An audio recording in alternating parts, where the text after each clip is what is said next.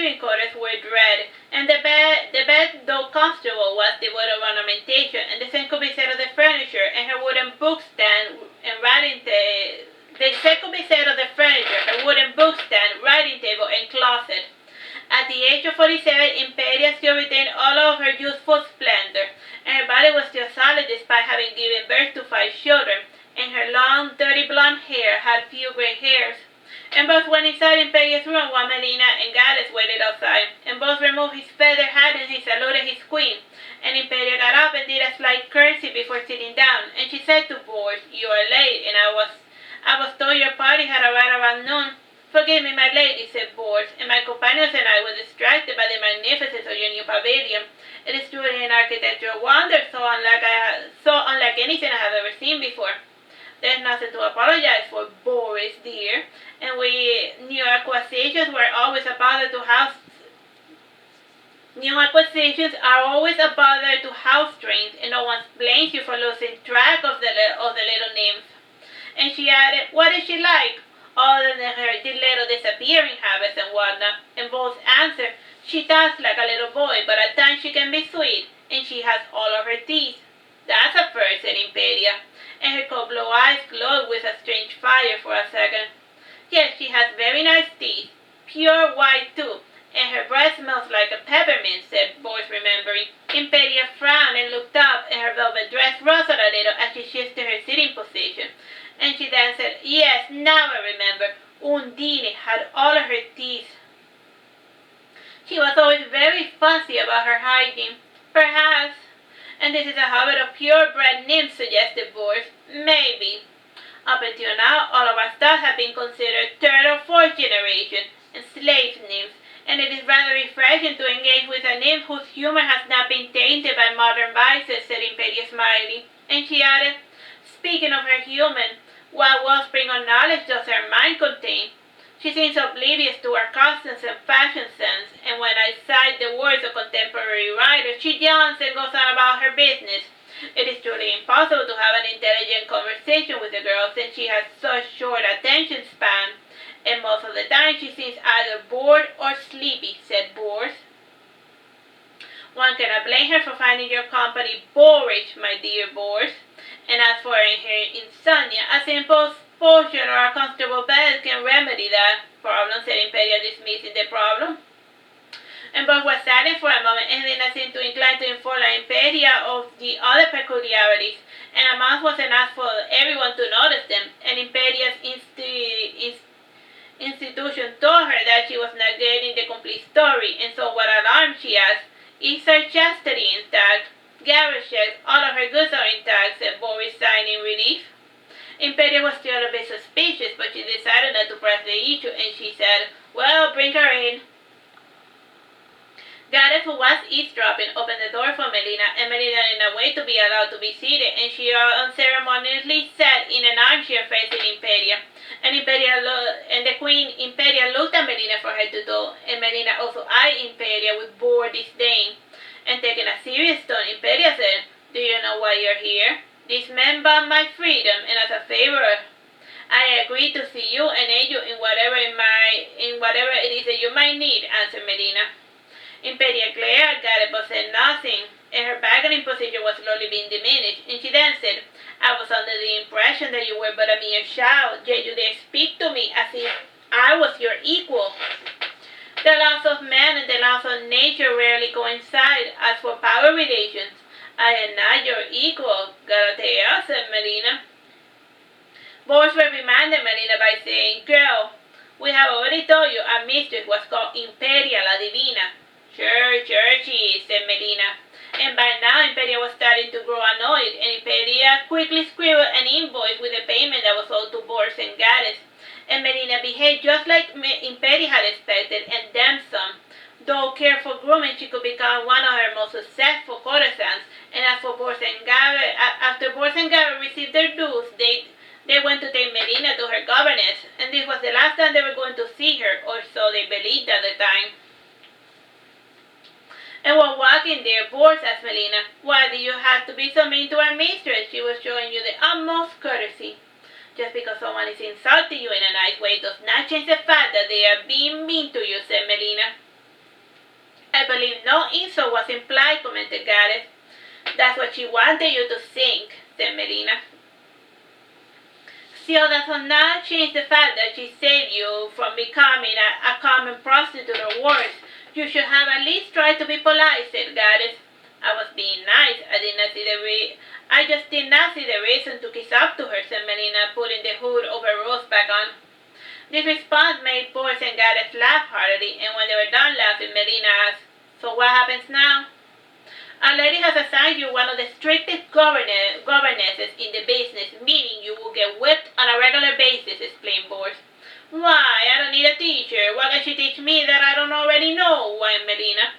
She can teach you how to act like a lady, said Boris. Point taken, said Melina. If anything, she can help me pass the time. This conversation lasted until the group was at the door of the drawing room, and Gareth said with a trembling voice, our journey comes to an end, my lady, and it started a bit rough, but you certainly made the ride interesting. The pleasure was all mine, said Melina, doing a curtsy. Boris dragged Gareth by the shoulder and said, come on, we have more work to do. And he added, whispering to Gareth, the sooner you get away from her, the sooner you will be cured of your unhealthy infatuation. I hope so, said Gareth, giving one final look to Melina. Time, bro? 17 minutes. During her first few months, Melina went through governesses very quickly, and she was such an unruly child who had a knack for driving her governess to the brink of madness. And the rumors about what she did to the governesses were a bit sketchy, and only the end result ever became public. And the first governess who tried to dominate Melina attempted suicide, and she was ironically saved by her pupil. And the second one got into a fist fight with Melina. Though Melina was smaller and weaker, she easily bested her contender. And the last one was a real fiasco, and one of Melina's sweethearts, a knight belonging to the dance pavilion, noticed Melina's governess was depriving her of food. And he noticed that the governess failed to feed Melina for 3 days in a row. And he brought a complaint to Impede, who was greatly mortified by the news that they were starving her courtesan in training. Impede had invested a lot of resources in Melina. She was not about to let her starve to death, and after meditating on the problem, Impede decided to use a light touch with Melina, and for this purpose she hired a maiden named Francesca Dasrimi, and she was the young 15-year-old daughter of the lesser courtesan. Lesser courtesan was the name given to the high-priced prostitutes. And a month ago she had made a plea to the palace to have Impede hire her daughter, and Impede used to get pleas like this on a regular basis. And this plea was somehow got mixed with her official correspondence. And Impede was about to throw away the envelope when she heard Melina's loud, thunderous song echoing through the hallways. And Impede read the letter over the top, and she was a bit skeptical about the talents of this so-called Francesca Dasrimi. And in the end, she decided to grant Francesca an audience, and it took Francesca 2 months to travel from Marseilles to Sassari, and Marseilles was located in the southeast of the continent, and Sassari was 2 cities west of Veragerum at the heart of the continent, and during this time, Melina was left to her own devices. Still, Impede had always somebody keeping an eye on Melina. And when Francesca arrived, Melina had been living in the dance pavilion for half a year, and she saw Melina wearing her mysterious white robes, and she was walking in the garden with a young knight. And she saw Melina gesticulating with her hands and pointing to her teeth, and the young knight looked greatly mortified. And the maid escorting Francesca said, she is probably scolding him about his dental hygiene, and the girl is quite a neat freak, despite wearing the same outfit 30-15. It's just that the weeks and the day are partitioned differently, and in that world, the day doesn't last 24 hours; it lasts 30. And the week they like to segment it in 15 by 15 instead of 7 by 7. Yeah. So like the months are split in half. Yeah. Because it then creates a great symmetry with days that last 30 hours a day, yeah? Francesca got a little mirror from a tiny leather pouch, and she passed her tongue over her golden teeth. And the maid handed Francesca a jar with tooth powder and a toothbrush, and she said to Francesca, Use this is time you eat something. And Francesca took both items and placed them inside her little satchel, and the maid smiled and pointed at her teeth. And the four that still remained were white as alabaster, and the maid kept speaking with Francesca all the while they walked to Impedia's study, and the maid gossiped and did nothing to alleviate Francesca's worry. And while walking, Francesca asked, "Not that I'm ungrateful, but why has her ladyship decided to hire me?" "Don't get ahead of yourself, Maisie. Your foot is not through the door just yet," snorted the maid. "You're right," said Francesca, somewhat deflated. "Cheer up, you'll get the job. It is not as if anyone wants to carry the burden that is Melina," said the maid. "I heard plenty of gossip about her in town. Did she truly beat up her last governess?" asked Francesca, worried. The maid looked left and right before saying in a low voice, "The bitch had it coming, beating up little girls just 'cause they can't serve a master curse, and she was the real reason I did not land that cushy job as a scribe." "And what does the ladyship put up with Melina?" inquired Francesca. "Who knows? Why don't you ask her yourself? And I would ask her too, if only I did not have 2 mouths to feed," said the maid.